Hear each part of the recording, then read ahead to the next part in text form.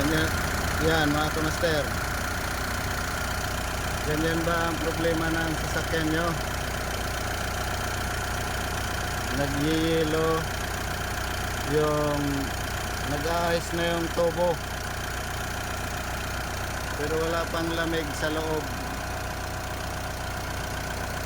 Yan ang gagawin natin mga kamaster. Panoorin nyo.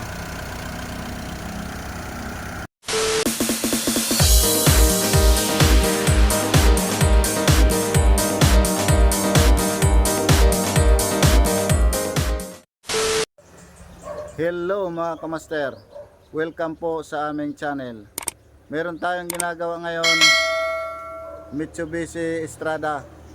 Ang naging issue nito, nag-yellow or nag-a-ice yung tube niya ng aircon. So kulang ng lamig sa loob. So ating alamin kung ano nga ba ang naging dahilan bakit nag-a-ice yung linya ng aircon niya, yung tube. So umpisa na natin at panoorin mga kamaster. So dito tayo mag-umpisa mga kamaster sa unahan. Bubuksan natin tong screen niya dito.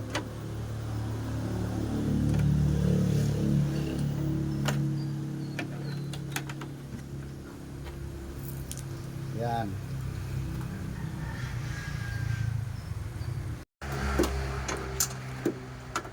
So yan mga kamaster, una nating plinasing itong condenser mga kamaster. Nag-flashing tayo ng 141B. Ayan o, 141B. At yan ang lumabas niya. Ang daming dumi. Ayan. Yan ang lumabas na mga dumi mga kamaster. Kasama yung mga langis-langis. So yan, binabalik na yan. At magpapalit din tayo ng receiver dryer mga kamaster. Yan. Papalitan natin yung receiver dryer. Na-flashing na yan. At papalitan natin ng receiver dryer. Binabalik na yan mga kamaster. Ang susunod naman nating pa-flashing yung evaporator.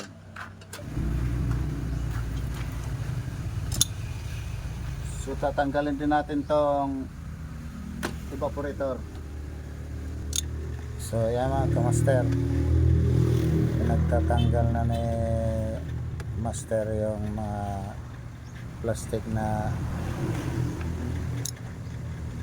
nakasagabal sa pagtanggal ng evaporator para mailabas na yung evaporator. So yan, nagtatanggal na yan master. Ayan o, medyo mahirap lang yung pagtanggal ng evaporator kasi kailangan mo pang dukutin at marami pang nakasagabal bago mailabas yung evaporator. So yan, natanggal na yan ni master. Ayan.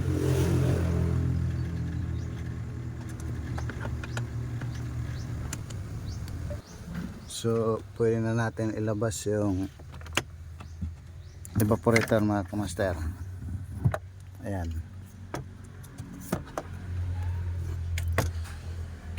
Ayan. Yan yung evaporator niya.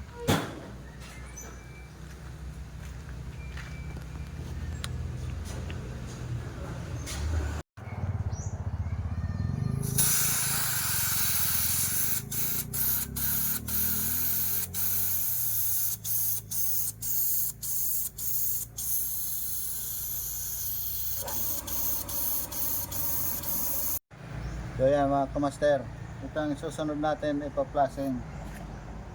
Yan.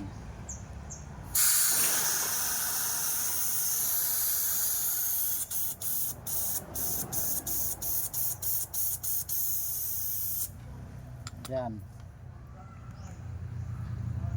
Ganyan mag-flashing mga kamaster. 141B yung ginamit natin para maganda ang performance niya. Yan ang pinang-flashing natin. Kaya mga kamaster, pinalitan natin ng expansion valve kasi barado na rin yung expansion valve. Yan. Pakita mo. Yan, bago na yan mga kamaster. Ikakabit na natin yan. Yan ang problema, nagbara. Okay, sige. Kabit mo na yan, master. So yan mga kamaster. Binalik na yung evaporator. Malapit na natin matapos to. So yan mga kamaster. Kunti na lang matatapos na natin yung compartment. Naikabit na yung evaporator. At binubuo na yan yung master. Ayan. Lapit na matapos mga kamaster. So yan mga kamaster. Natapos na natin dito sa loob. Pwede na natin kargahan yan mga kamaster ng preyon. Na-vacuum na rin natin. So pagkatapos natin ma-vacuum mga kamaster, ay kakargahan na natin ng preyon.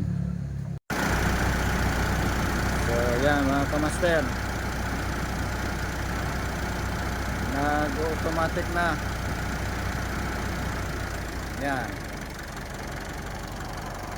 At wala na rin, hindi na rin nag-a-ice yung tube nya, yung tubo na yan, linya ng aircon yan, hindi na nag-a-ice mga kamaster. Ibig sabihin malamig na yan dito. Yan, malamig na mga kamaster. Yan, super lamig na yan mga kamaster. Kaya kung bago ka pa lang sa aming channel, huwag mong kalimutan mag-subscribe at pindutin ang aming notification bell para updated ka sa aming susunod na mga videos. Maraming salamat po sa panonood. God bless po sa ating lahat.